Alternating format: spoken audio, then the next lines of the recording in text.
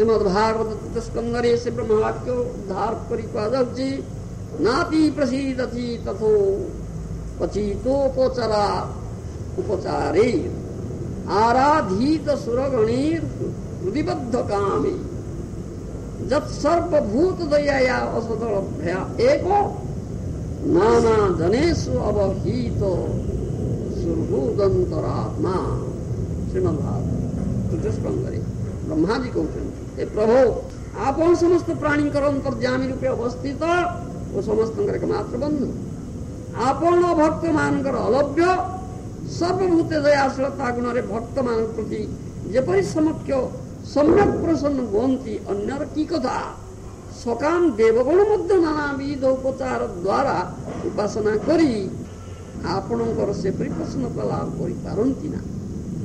ये ब्रह्मवाक्य अतिशय गंभीर समस्त वैष्णव तत्व एथिरे दिया जाइछि। श्लोकर तात्पर्य होछि जे असत लोक बा अभक्तर अप्राप्य अर्थात सत्य लभ्य भक्त मानकर लभ्य जे सर्वभूते दया तद्वारा आराधित हेले भगवान जे परिप्रसन्न हुअन्ति स्वार्थपर होई उपचित उपचार द्वारा सुरगण अर्थात देवतागण तांकर जेपरि आराधना करन्ति तद्वारा से भगवान से प्रकार प्रसन्न हुअन्ति ना। जेहेतु प्रसन्न भावे भगवान सर्वजीवन स्वरूप अंतरात्मा रूप विद्यमान अछन्ति। धर्म अर्थ काम मोक्ष ए चतुर्वर्ग प्राप्तिर जे कामना ताहाको ए श्लोक रे काम बोली कहा जाइछि। एही काम जहार हृदय रे बद्ध अछि से जदिओ ब्रह्मादि देवतांक मध्य केही हुअन्ति तथापि से उपचित उपचार द्वारा भगवान को से प्रकार प्रसन्न करि पारन्ति नाही जेपरि सर्वभूत हिते दया जे प्रदर्शन करछन से जेपरि प्रसन्न करन्ति। भंड भावे जदिओ उपचित उपचार भगवान को अर्पण करा जाए सेते तो कोन प्रकार उपकार संभावना नहीं। जेहेतु भगवान अंतर्ज्ञानी अतः बाह्य दृष्टि द्वारा से विचार करन्ति ना अर्थात साधक अंतर्वृत्ति प्रति दृष्टि देइथान्ति। किंतु जदि यही भंडता परित्याग पूर्वक सरलता अवलंबन करी पूर्वोक्त कौन पुरुष भगवान को उपचित उपचार द्वारा आराधना करती तथा भगवान से प्रसन्न हुअन्ति। आराधना शब्द अंतर्वृत्ति वाचक एवं बाह्य निषेध अतएव आराधना शब्द प्रयोग द्वारा भंडता प्रतिषेध कर अतिशय प्रसन्न हुअन्ति नहीं। ए शब्द प्रयोग तात्पर्य यही जे सकाम होई भजन कले मध्य भगवान प्रसन्न हुअन्ति अर्थात कामनार फल मात्र दियन्ति एवं केबे केबे सम्यक वैराग्यर उदय करन्ति। सेथिପାଇଁ कोन कहा जाइछि अगाम सर्व काम वा मुख्य काम उदारधि तीव्रेण भक्ति योगेन जजेत पुरुषम परम। किंतु सर्वभूत प्रति दया द्वारा जो भगवत आराधना सेथिरे जिते दूर तांकर प्रसन्नता हुए कामना प्रयुक्त आराधना द्वारा प्रसन्नता हुए ना। अकाम सर्व काम मुख्य काम कोई जो माने भगवत आराधना करती सेमानकर आराधना समाप्तिर अर्थात पूर्णतार प्रतीक्षा थाए अर्थात से पुनरावृत्ति घटनीय यह जानिबा उचित। कर्म योग ज्ञान योग परी भक्ति योग केवल वृथा हुए ना। अतएव स्वार्थमूलक भक्ति योगर परिणाम निस्वार्थ सर्वभूत दया उदय है। स्वार्थ भक्ति वृक्षर बीज स्वरूप अतएव कालक्रमे ये पवित्र बीज अंकुरित होई वृक्ष रूपे परिणत है एवं परम प्रेम रूप फलर जनक है। स्वार्थ भक्ति संकीर्ण अतएव जिते यार आयतन वृद्धि है सर्वभूत दयार भक्तिर उदय है।